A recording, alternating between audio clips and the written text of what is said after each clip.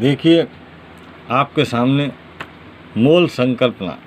एक मोल, इसकी बड़ी सादा और आसान परिभाषा है कि किसी पदार्थ की वह मात्रा जिसमें उसके 6.023 गुणा 10⁻²³ कण उपस्थित होते हैं। यहाँ कण से जो आशय होता है वो परमाणु, अणु, आयन, मूलक, इलेक्ट्रॉन, प्रोटॉन, न्यूट्रॉन। कण का अर्थ यहाँ पे आप कुछ भी लगा सकते हैं, चाहे आप ये उसे परमाणुओं के रूप में देखें या अणुओं के रूप में देखें या आयन के रूप में देखें। कण शब्द इसीलिए हम लोग प्रयोग करते हैं कि कण के कई अर्थ हो जाते हैं। अगर हम परमाणु का यूज करेंगे तो ये समझ में आएगा केवल परमाणुओं के लिए ये बात कही गई है। अणु का प्रयोग करेंगे तो ये समझ में आएगा केवल अणुओं के लिए ये बात कही गई है। इसलिए हमने यहाँ पर किन शब्दों का प्रयोग किया है? कण शब्द का। एक बार पुनः, किसी पदार्थ की वह मात्रा जिसमें उसके 6.023 गुणा 10⁻23 कण उपस्थित होते हैं, वो मात्रा एक मोल कहलाती है। नीचे मैंने नोट्स में भी एक नोटिफिकेशन दिया है आपको कि एक मोल शब्द का उपयोग करने में पदार्थ के कण को उसके रासायनिक सूत्र या प्रतीक द्वारा स्पष्ट रूप से बताना आवश्यक है। ये नोट बहुत महत्वपूर्ण है। इसमें हमें यह आवश्यक है कि या तो उसका रासायनिक सूत्र लिखें या प्रतीक लिखें, क्योंकि तभी हम उसके अणु में या परमाणु में मोल शब्द को निर्धारित कर सकेंगे। कुछ मैंने इसमें एग्जाम्पल भी शामिल किए हैं, जैसे एक मोल कॉपर परमाणु का क्या मतलब हुआ कि 6.023 गुणा 10⁻23 कॉपर परमाणु। अब यहाँ पे देखिए जो यौगिक है, ऊपर तो तत्व था कॉपर, लेकिन यहाँ पर है आपका यौगिक, तो आपको इसका प्रतीक या सूत्र लिखना पड़ता है। जैसे कि एक मोल CO2 अणु। अब यहाँ अणु हम बात कर रहे हैं और किसके अणुओं की बात कर रहे हैं? यौगिक CO2 के। बात वही रहेगी, 6.023 गुणा 10⁻23 CO2 अणु। इन चीज़ों पे आप ज़रा गौर करें। अगर यौगिक है तो यौगिक, अगर कोई तत्व है तो तत्व, और अगर कोई आयन है तो आयन। एक बार फिर आप इसको अच्छी तरह से अपने दिमाग में बैठा लें। परिभाषा तो बहुत सीधी सी है। किसी पदार्थ की वह मात्रा जिसमें आवोगाद्रो संख्या के बराबर कण उपस्थित होते हैं, एक मोल कहलाती है।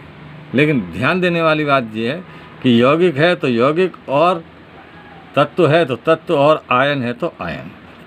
आशा है आप इसे और समझने की कोशिश करेंगे। एक बार पुनः मैंने नोट्स में आवोगाद्रो संख्या को प्रतीक सहित चिन्हित किया है कि आवोगाद्रो संख्या, इसका प्रतीक होता है Na, और मान आपको ज्ञात ही है 6.023 गुणा 10⁻23। दूसरा बिंदु जो आता है हमारे लिए निकालने के लिए, वो है किसी गैस का मोलर द्रव्यमान। मोलर द्रव्यमान क्या होता है? पहले तो मोलर द्रव्यमान किसी पदार्थ के एक मोल का द्रव्यमान है।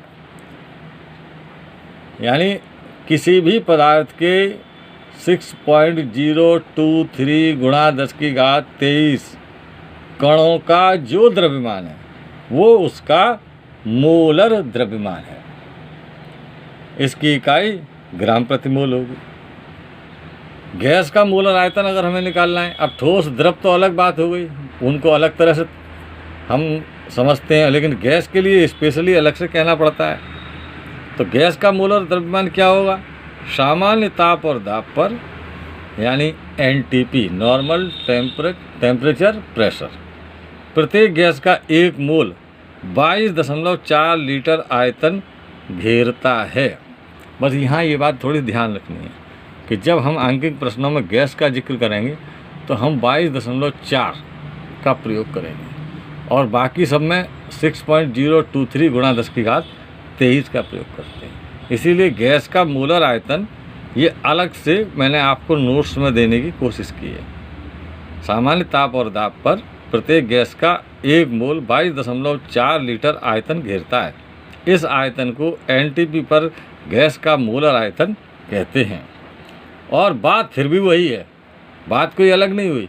22.4 लीटर में उस गैस के 6.023 गुणा 10⁻23 यानी आवोगाद्रो संख्या के बराबर ही अणु होते हैं। लेकिन इसको 22.4 से हम कैलकुलेट करते हैं। अणु तो उतने ही होते हैं एवोगाद्रो संख्या। एवोगाद्रो का नियम कहीं भी फेल नहीं होता है, वो हर जगह लागू है।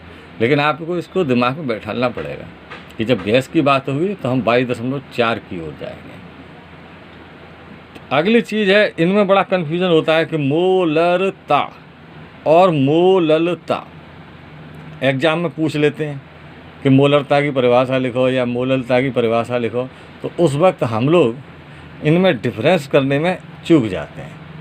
अगर आप ध्यान दें, इनकी परिभाषाएं एक जैसी हैं, बिल्कुल कोई अंतर इनमें नहीं है। अंतर क्या है कि जहाँ मोलरता है वहाँ पे लीटर का प्रयोग किया गया, और जहाँ मोललता है वहाँ हमने किलोग्राम शब्द का प्रयोग किया है। बस ये एक अंतर है इनमें। मोलरता जहाँ आएगी उसको आप ध्यान रखें, उसमें क्या आएगा, लीटर। और जहाँ पे मोललता वाली बात आएगी, यानी 2 बार ला आ गया, तो वहाँ पे भैया किलोग्राम। परिभाषाएं एक जैसी हैं। किसी विलयन के 1 लीटर में विलेय के मोलों की संख्या विलयन की मोलरता कहलाती है। और मोललता पे जाओ तो किसी विलयन के 1 किलोग्राम में विलेय के मोलों की संख्या विलयन की मोललता कहलाती है। यानी परिभाषा याद करने में तो आपको कोई दिक्कत नहीं होगी, लेकिन आपको अपने दिमाग में ये चीज़ फीड करनी पड़ेगी, रखनी पड़ेगी, बैठालनी पड़ेगी कि मोलरता शब्द के साथ लीटर आता है और मोललता शब्द के साथ किलोग्राम आता है। लास्ट में मैंने ये ग्रीन कलर में किसी भी विलयन की ग्राम प्रति लीटर सांद्रता बराबर विलयन की मोलरता गुणा पदार्थ का मोलर द्रव्यमान एक सूत्र रूप में आपको दिया है। इसका प्रयोग हम आंकिक प्रश्नों में करेंगे। आगे ये तनुता समीकरण है। तनुता समीकरण का सबसे ज़्यादा प्रयोग हम लोग अनुमापन के प्रयोग में अपनी प्रयोगशाला में जब आप जाएंगे तो करेंगे। M1 गुणा B1 बराबर M2 गुणा B2, N1 V1 बराबर N2 V2 वो नॉर्मलता के संबंध में हो जाता है। यहाँ बात मोलरता की हो रही है, इसलिए N की जगह पे यहाँ पे क्या है, N। किसी पदार्थ के विलयन में अधिक विलायक मिलाकर उसे तनु करने से, तनु यानी पतला, अगर हम कोई विलयन है उसमें एक विलायक को और ज़्यादा मिला रहे हैं। विलेय और विलायक 2 हिस्से होते हैं, आपको ज्ञात है किसी भी विलयन के। विलेय वो जो उसमें घोला जाता है, और विलायक वो जिसमें कि घोला जाता है। जैसे चीनी और पानी, तो चीनी उसमें विलेय है और पानी उसमें क्या है, विलायक। तो इसमें हम क्या बढ़ा रहे हैं, विलायक बढ़ा रहे हैं। तो विलायक बढ़ा रहे हैं, इसका मतलब उसे पतला कर रहे हैं। पतला करने का क्या मतलब है, तनुता। तो किसी पदार्थ के विलयन में अधिक विलायक मिलाकर उसे तनु करने से विलयन की मोलरता में होने वाले परिवर्तन की गणना तनुता समीकरण द्वारा की जाती है। आसान है, M1 गुणा B1 बराबर M2 गुणा B2। ये पहले वाली मोलरता जो है वो उसको तनु करने से पहले की है, और बाद वाली जो है वो उसको तनु करने के बाद की है। अगला है हमारा मोल प्रवाह। सबसे आसान, हम जानते हैं अच्छी तरीके से कि विलयन में 2 घटक होते हैं, एक विलेय होता है और एक विलायक होता है। तो विलेय का मोल प्रवाह क्या है और विलायक का मोल प्रवाह क्या है, इसको यहाँ पे स्पष्ट किया गया है। जब हम विलेय के मोल प्रवाह की बात करेंगे तो विलेय की मात्रा ऊपर आएगी और दोनों का टोटल नीचे आएगा, और जब हम विलायक की मोल प्रवाह की बात करेंगे तो विलायक की मात्रा ऊपर आएगी और दोनों का टोटल नीचे आएगा। आप इसको बड़े आराम से इस तरह से याद कर सकते हैं कि यदि विलेय का हिस्सा उसमें n है और विलायक का हिस्सा उसमें बड़ी वाली n है, तो जब हम विलेय की बात करेंगे तो छोटी वाली n ऊपर आ गई और टोटल नीचे, और जब विलायक की बात करेंगे तो बड़ी वाली n ऊपर आ गई और टोटल नीचे।